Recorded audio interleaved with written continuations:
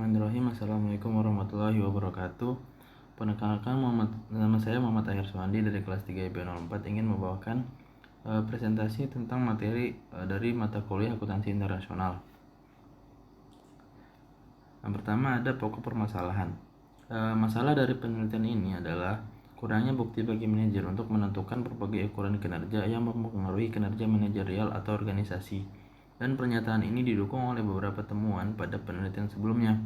Berdasarkan kondisi saat ini, penelitian ini berusaha menjawab pertanyaan penelitian, yaitu bagaimana merancang pengukuran kinerja terbaik sesuai dengan kinerja organisasi dan manajerial. Studi ini akan digunakan oleh manajer untuk menjustifikasi bobot terbaik untuk setiap perspektif dalam balance scorecard. Teori pendukung dari materi ini adalah the balance scorecard. Adalah model lain yang mengintegrasikan langkah-langkah strategis, keuangan, dan non-keuangan. Ini berbeda dari sistem pengukuran strategis lainnya karena mengandung ukuran hasil dan pendorong kinerja hasil dihubungkan bersama dalam sebab akibat hubungan.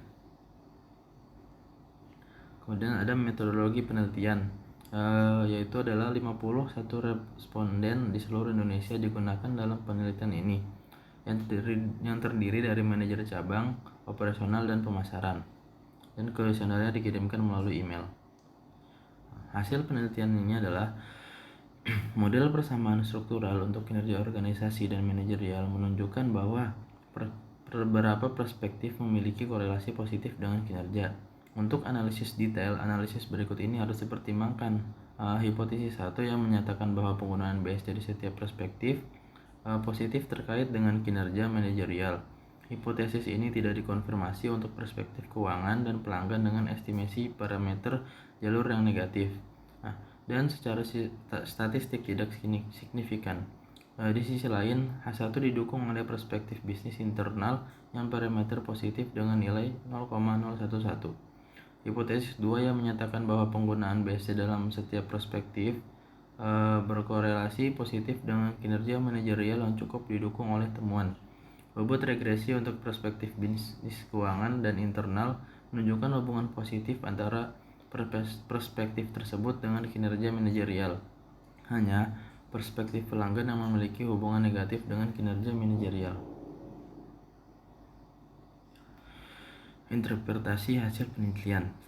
Hasil dari model struktural antara kinerja berbasis beberapa tindakan untuk kinerja manajerial menunjukkan bahwa model mendukung asumsi goodness of fit yang memiliki nilai TLI, IFI, dan CFI untuk 0,940, 0,950, 0,990 masing-masing. Kesimpulan, salah satu masalah utama dalam menerapkan BSD adalah bagaimana mengatur keseimbangan terbaik yang tercermin dari penentuan berat badan. Biasanya bobot untuk setiap perspektif akan didasarkan pada penilaian ahli dan teknik DLP. Metode itu tampaknya mengandalkan cara normatif, bukan cara positif. Teknik-teknik tersebut juga cenderung berfokus pada sekelompok kecil ahli yang tidak selalu mewakili seluruh karyawan. Kritik terhadap artikel ini adalah agar konsisten dengan tujuan penelitiannya. Penelitian ini berusaha memberikan kontribusi yang signifikan dalam menentukan bobot terbaik dalam desain BSD. Menurut hasil, kedua kinerja memiliki prioritas indikator yang sama. Untuk perspektif keuangan, bank harus memprioritaskan pengambilan investasi terlebih dahulu, kemudian pertumbuhan pendapatan dan biaya per pelanggan. Untuk perspektif pelanggan, bank harus memberi bobot tertinggi pada akuisisi pelanggan baru, pangsa pasar, pendapatan per pelanggan, tingkat retensi pelanggan, waktu respons pelanggan, lamanya waktu siklus dalam menyediakan layanan, dan jumlah keluhan pelanggan.